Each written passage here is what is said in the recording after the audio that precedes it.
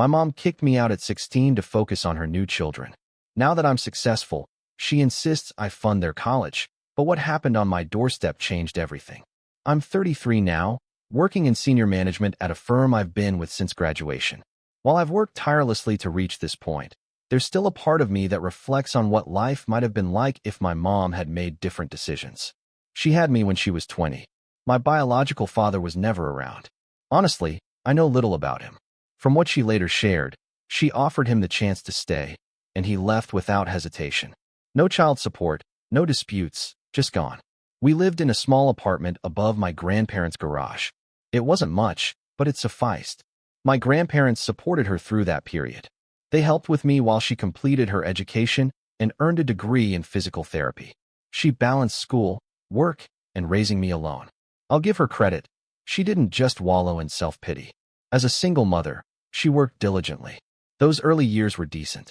Money was scarce, but I didn't notice. I spent much time with my grandparents while she worked or studied. My grandpa loved my company. Frankly, he probably did more for me than anyone during those years.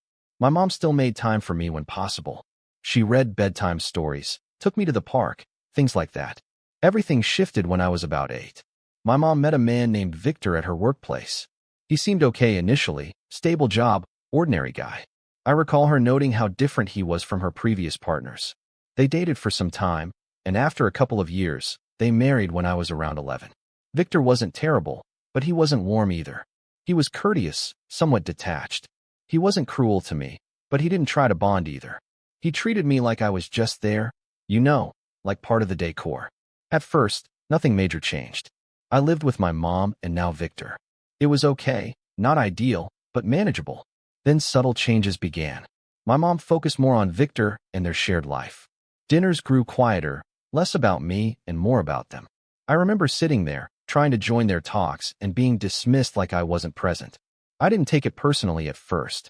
I thought she was just excited about her new marriage and working to make it succeed.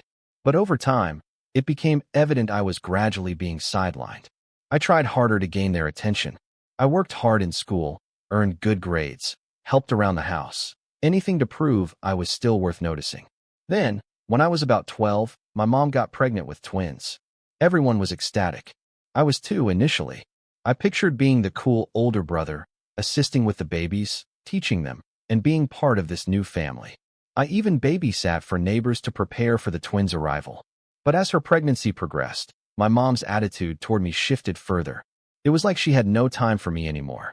Everything revolved around the twins. I assumed it was temporary, that things would normalize after their birth. The twins arrived, and it was like I vanished overnight. I understand.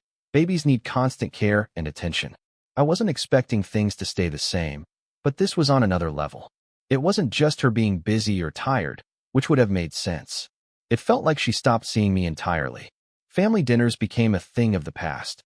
She used to plan them, making an effort for us to have time together, but now, nothing.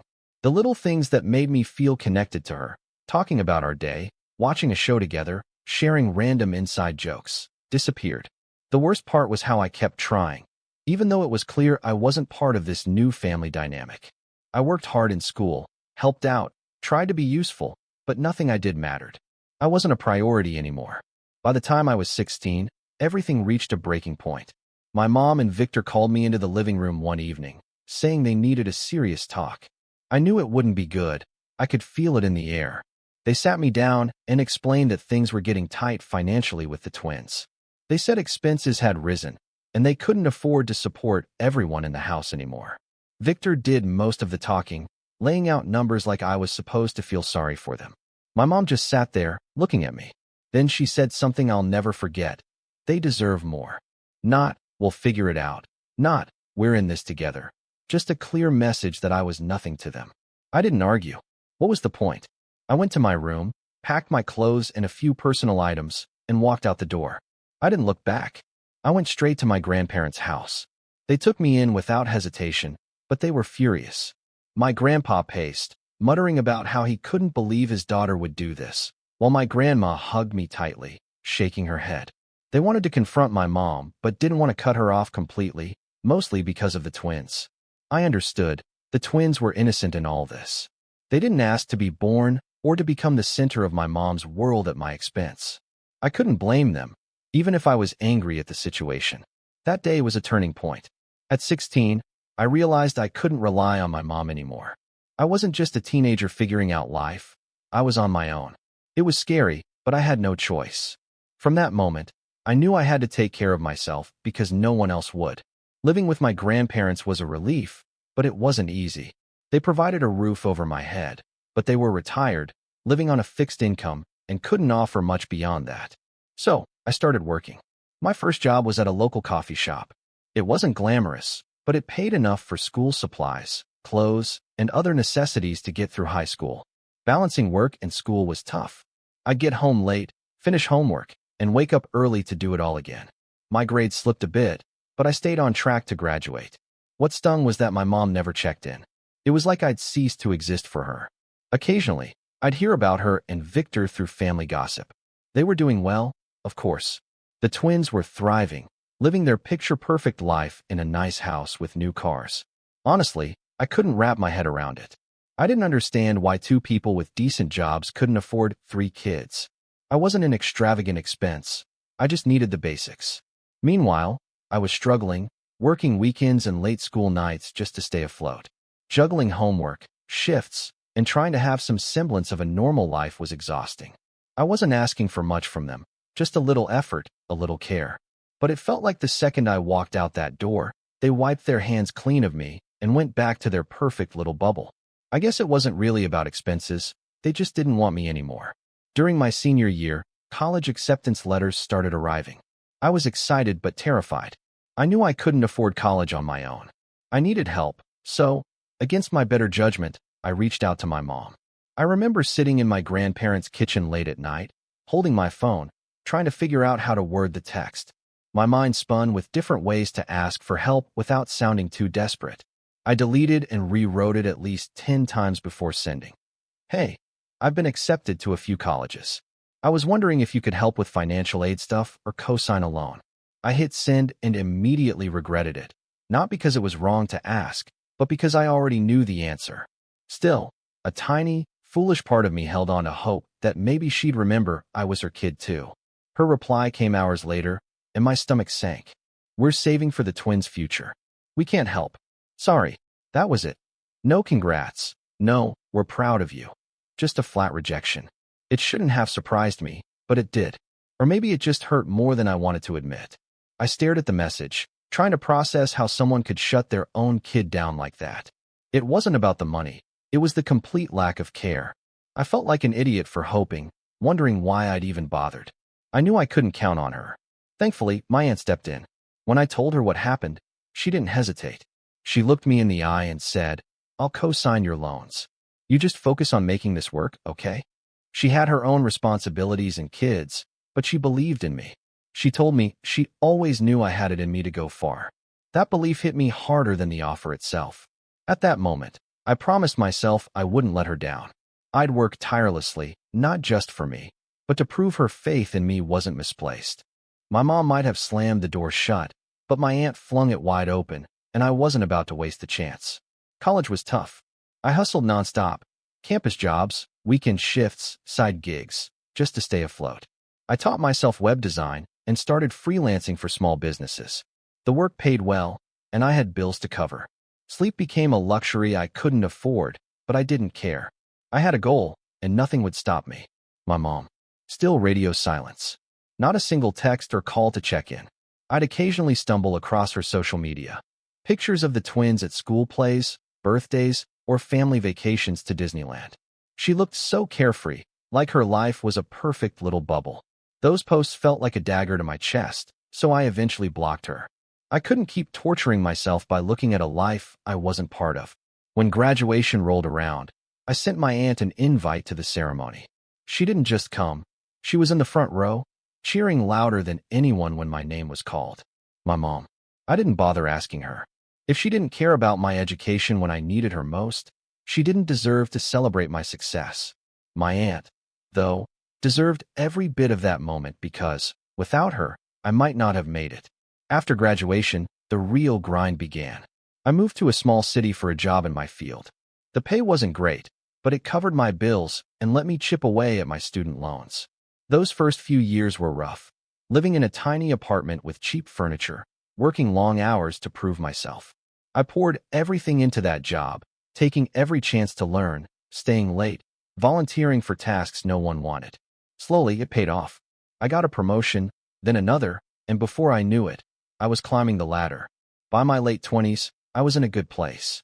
I'd paid off a big chunk of my loans, upgraded to a decent apartment, and had some savings for the first time. My relationship with my mom remained non-existent. I didn't reach out, and neither did she. I'd hear from relatives that she asked about me, but it never led to anything. She had her family. I had my life. The hardest part was realizing she wasn't going to change. I'd always hoped she'd reach out, apologize, or at least acknowledge how she treated me, but it never happened. I learned to stop expecting anything from her. Fast forward to age 30, I was in senior management, earning more than I ever thought possible. I kept it quiet, though, no online posts, no family announcements. I didn't want the drama. My aunt, who co-signed my loans, was the only one I told about my promotion. She was proud and said so every time we talked. Unfortunately, at a family gathering, she mentioned it to my mom, thinking it might spark reconciliation. She meant well, always trying to keep the peace, but that comment set off a chain reaction I wasn't ready for. A few days later, there was a knock on my door. I wasn't expecting anyone, so I checked the peephole. It was my mom and Victor. I hadn't seen them in years, and I couldn't think of a good reason for them to be there. I opened the door, but didn't step aside. "What's going on?" I asked. Victor didn't bother with pleasantries. "We need to talk," he said, pushing past me like he owned the place. My mom followed without a hello. "We heard about your promotion," Victor started, his tone sharp. "So, you're finally doing something with yourself? Good for you. About time, really." I stared at them. No congrats, no small talk, just straight to insults. "Okay," I said slowly. My mom jumped in. "The twins are starting college soon, and we've hit a rough patch financially. We figured, since you're doing so well now, you could help with their expenses." I don't recall my exact reaction, but I was stunned. After years of silence, after everything they'd put me through, they had the nerve to demand money. "Are you serious?" I finally said. "Why wouldn't we be?" Victor shot back. "You're making good money now, aren't you? Don't act like you can't afford it. You don't have kids or a family to take care of. You've got the money. It's not about whether I can afford it," I said, my voice rising. "It's about the fact that you two have done absolutely nothing for me, and now you're standing here asking for a handout like I owe you something." My mom rolled her eyes. "Oh, here we go," she said, throwing her hands up. "You're going to play the victim again. Poor you. We didn't cuddle you enough. You've been holding this grudge for years, and for what? Look at you, you turned out fine." "Yeah, because I worked my ass off," I snapped, "with no help from either of you.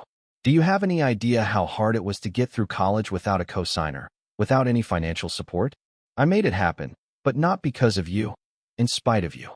Victor smirked. "Oh, come on, stop acting like you had it so rough. You've got a good job now, a nice place to live. Maybe you should be thanking us. If we hadn't pushed you out, you wouldn't be where you are today." "Thank you," I said, my voice shaking with anger. "You threw me out because I wasn't convenient anymore. You made it clear I didn't matter to you, and now you're here expecting me to swoop in and save the day for the kids you actually cared about? Absolutely not." My mom's tone turned icy. "You're being selfish," she snapped. "I raised you on my own, worked my ass off to keep you alive, to give you everything you needed. And now, look at you. You've got everything, and all we're asking is for a little help. They're your siblings. You owe them that much after everything I've done for you."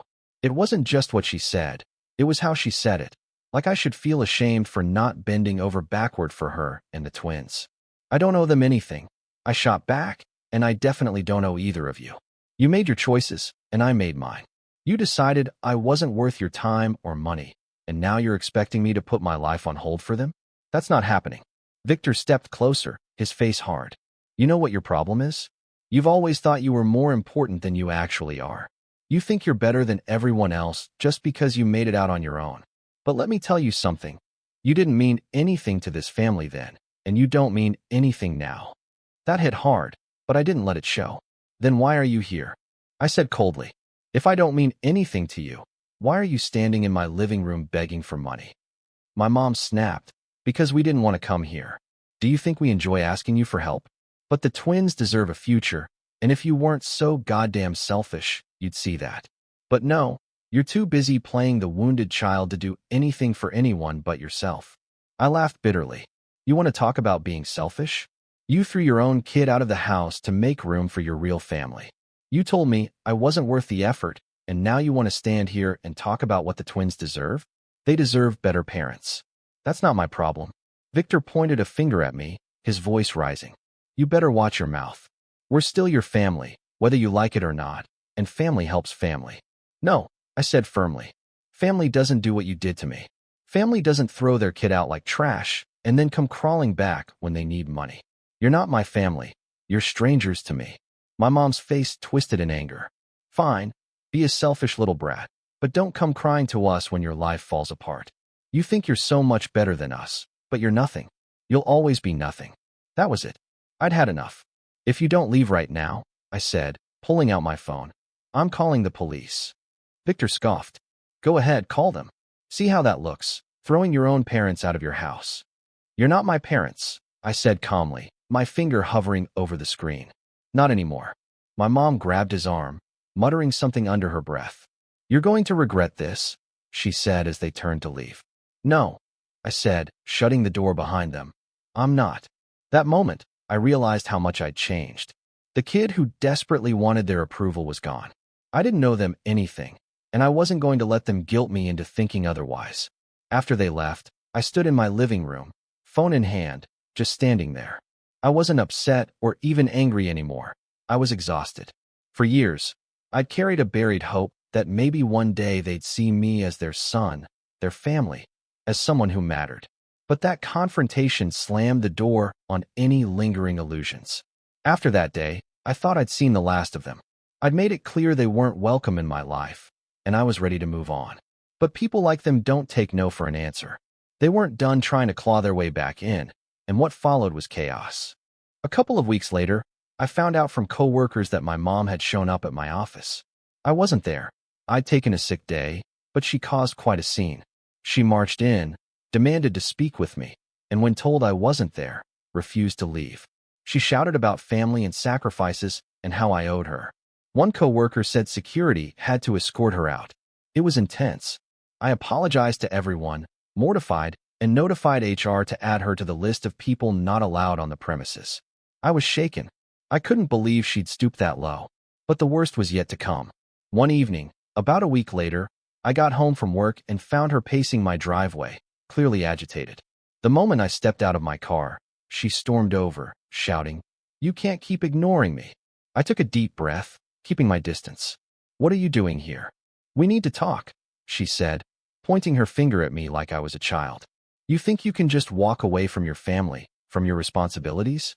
"What responsibilities?" I shot back. "You're the parent, not me. The twins are your kids. You're supposed to figure this out, not me." That set her off.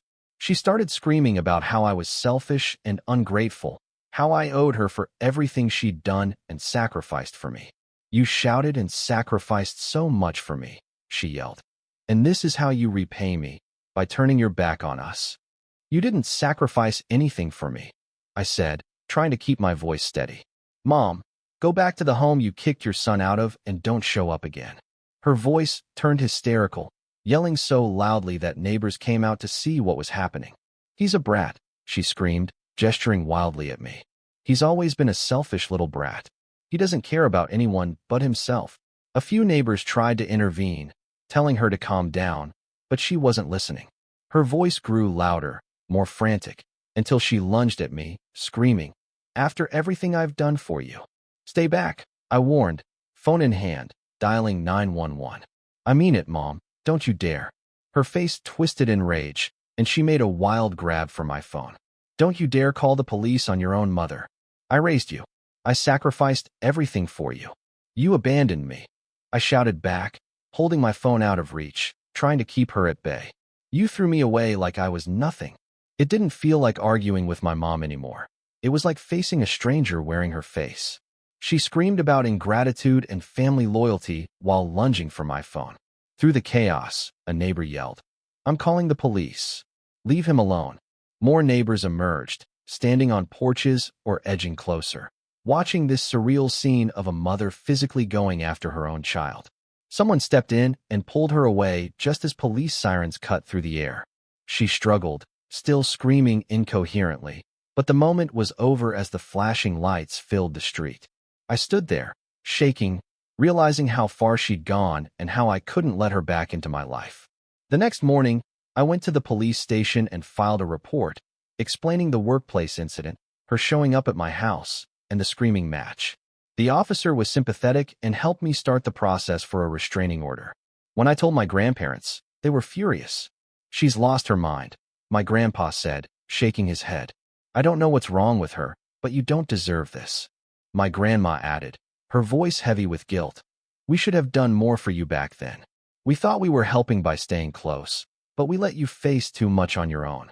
I'm so sorry." I told them it wasn't their fault. They'd done their best, and they were the only reason I had stability after my mom kicked me out. They made it clear they were done with her. "We've stood by her through everything," my grandpa said, "but this is the last straw. We're cutting ties." Hearing that was bittersweet. It felt like validation. They finally saw her for who she was, but it hurt to know how far she'd fallen and how little she cared about anyone but herself. The restraining order was granted a few weeks later, and life settled down. I poured myself into my career, my house, and the people who mattered, my grandparents, my aunt, and my close friends. My aunt was my rock. She didn't just step in when things got hard. She stayed and never made me feel like I owed her anything. A few months later, I decided to do something for her, not to repay her, but to show how much she meant to me.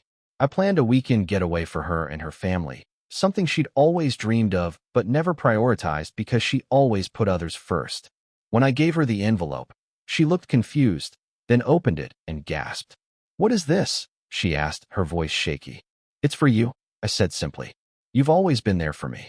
You didn't have to, but you did. You deserve something good, just for you." Her eyes welled up, and she shook her head. "You didn't have to do this. I didn't help you because I wanted anything in return, Simon." "No," I said, my voice thick with emotion. "That's why you deserve it even more." She hugged me tight, and for the first time in years, I felt the kind of love and support I'd spent my life chasing. She didn't just see me, she valued me. Every now and then, I'd hear about my mom and Victor. Their financial situation was crumbling, and the twins were barely making it through college. I didn't feel guilty or anything. They made their choices, and I made mine. For years, I'd carried the weight of wanting their approval, hoping they'd see me as someone who mattered. But now I understood they never would, and that was okay. I didn't need their validation. I saw my own worth and surrounded myself with people who did too. I've built a life I'm proud of, filled with people who genuinely care about me. Most importantly, I've learned that family isn't defined by blood. It's defined by those who show up, stand by you, and love you for who you are, not what they can take from you. As for my mom, I hope she finds whatever she's looking for, but I'm done being her solution or her sacrifice. My life is my own now, and I'm not looking back. If anything new pops up, I'll post an update for you guys. Final update. Hey, everyone, I didn't think I'd be writing an update, but something unexpected happened, and it's worth sharing. After everything with my mom and Victor, the restraining order, the ambush outside my house, her meltdown, I thought I'd closed that door for good. But then one of the twins reached out. It started with a text from an unknown number. "Hey, it's Leo. Can we talk? I'd like to get to know you. You're my brother, and I don't know you at all." I stared at the message for a long time. Leo and I barely knew each other. After I left home all those years ago, the twins were little kids, and after everything my mom and Victor put me through, I had no connection with them. Part of me wondered if this was a ploy by my mom, but Leo's message felt different. After a while, I replied, "What's this about?" A few minutes later, he called. I hesitated before picking up. "Hey," he said, his voice a little nervous. "I know this is random, but I've been thinking about you a lot lately. I feel like I missed out on something important. You're my brother, and I don't know anything about you. I hate that." I didn't say much, so he continued. "I know what Mom and Dad did to you," he said. "I didn't understand it when I was a kid, but I do now. I don't think it was right. Honestly, I think it was horrible, and I don't blame you for walking away. But I hate that their choices kept us from having a relationship. That's on them, not you." His words caught me off guard. I didn't expect him to be so honest about the situation. Leo, none of this was your fault, I said, trying to keep my voice steady. You didn't make the choices they made. I know, he said, but it doesn't make it any easier. I feel like I've missed out on having an older brother, and now that I'm old enough to understand everything, I want to at least try to fix that. I know I can't undo what they did, but I'd like to get to know you if you're open to it. I leaned back in my chair, unsure what to say. For years, I carried the weight of feeling like I didn't matter to my family. But here was Leo, reaching out, acknowledging what happened, and asking for a chance to build something different. Why now? I asked. Why reach out after all this time? Honestly, he said, because I don't want us to be strangers forever. I'm not asking you to forgive Mom or Dad, and I'm not trying to make excuses for them. I just want to know you. That's it. His tone was so genuine, it was hard not to feel moved. I've spent a long time trying to move on from all of this, I said finally. It's not easy for me to open that door again.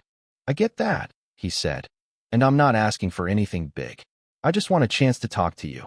Maybe see if we can have some kind of relationship. You're my brother, and I'd like to know who you are. I sat there, weighing my options. The twins weren't responsible for what happened.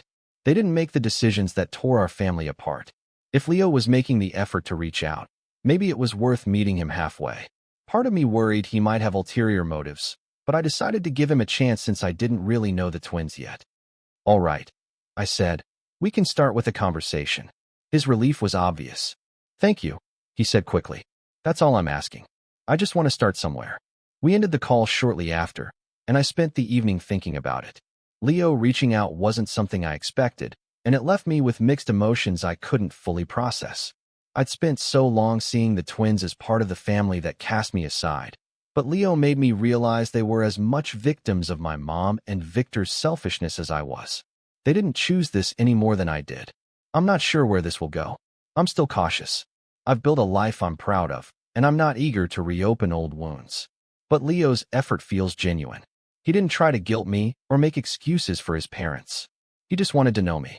For the first time, I feel like maybe, just maybe, I could have a relationship with someone from that side of the family. It's a small step, but it feels like progress.